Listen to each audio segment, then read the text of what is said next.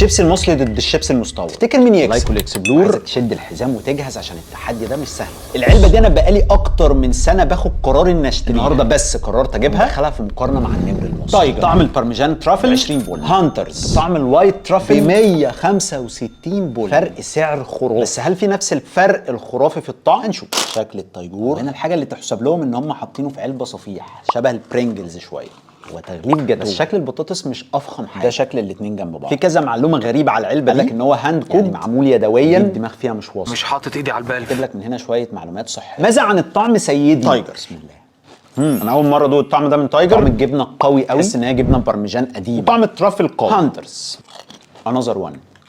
شوف انا هوصف لك هو اخلاق الشيبسيه انا ما اقدرش اتكلم عنها، كواليتي نظيفه، قرمشه في الاستاكه منه، طعم الترافل مختلف خالص عن تايجر، تحسه مسكر سنه زياده. عندي تعليق مش لذيذ، البطاطسيه مزيته اكتر من تايجر، حيرتنا منجوم. مين اللي هيكسب في الاثنين؟ لو مزهزاه معاك وعايز تجرب حاجه في البريميوم منه ممكن تشتريه مره، لو مش عايز ادي لمامتك ال 160 بولمان وهتعمل لك بطاطس هاند كوكد في البيت لمده شهر. بس انت عارف ايه اللي شاغلني اكتر من الترافل؟ في غلطه حصلت في الفيديو، واحد من كل 100 واحد بس اللي هياخد باله. لو انت منهم اكتبها لي في الكومنتات.